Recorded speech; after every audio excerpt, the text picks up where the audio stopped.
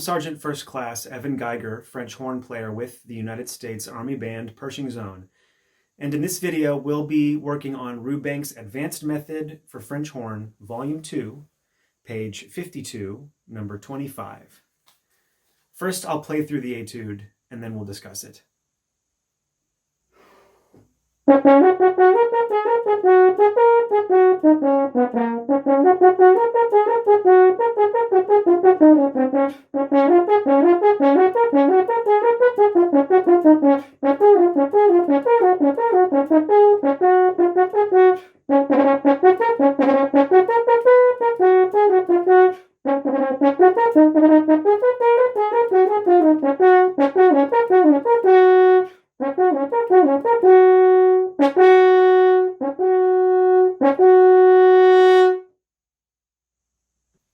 I think this Etude is a lot of fun.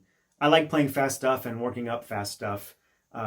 Also, this Etude being in D flat, you don't often get that with Etudes and then having the jumpy sort of nature that this one does. So that's, I think, a lot of fun. When you're practicing this, I really recommend writing in those flats throughout. For example, in the fourth measure, you've got a G. That's a G flat. Make sure you write that in. It's very easy to overlook. And remember, it turns back to a natural on the second line.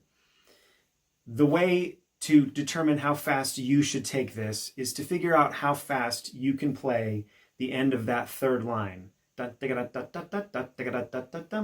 If you have trouble with your double tongue, even if it's just those two couple little notes, don't take this so fast that that sounds unclear or not clean. You really want to make sure that that really shines, because it's a very fun part of this Etude, and it's an easy way, a place for a committee to hear whether you can play this kind of thing clearly and cleanly. So if it's single tongue, that's fine. Da, da, da, da, da, da, dum. Just make sure the whole thing is that same tempo, whatever you set up in the end of that third line.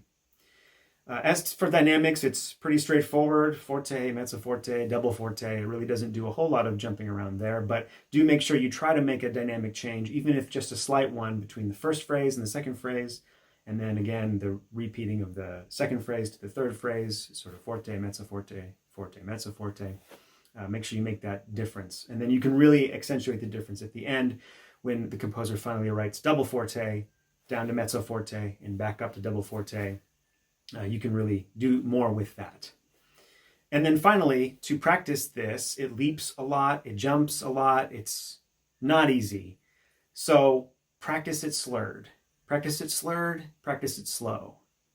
And as always, with the metronome. And you start that metronome real slow, even if you have to do it on every single eighth note, that's just fine, but do it slowly and make sure you have all of these notes planned out and you know where they are in your embouchure and with your air, so that when you get it back up to tempo, it's not such a stretch. As you're taking it up to tempo, make sure your air is really blowing through these notes. There's a lot of staccato notes, there's a lot of tongue that you have to use through this, and then the slurs will start to break up all of that a little bit. So if your air isn't really behind you, if you're not really supporting with your air, using your diaphragm, really pushing as much air as you can, thinking of very, very fast air, you're going to have a harder time getting this up faster and faster, at least accurately. You still might be able to play it, it just might sound a little sloppy. So make sure, again, that that air is always the force behind getting each and every note out. Those would be my tips for this video, and I hope you enjoyed it, and I'll see you on the next one.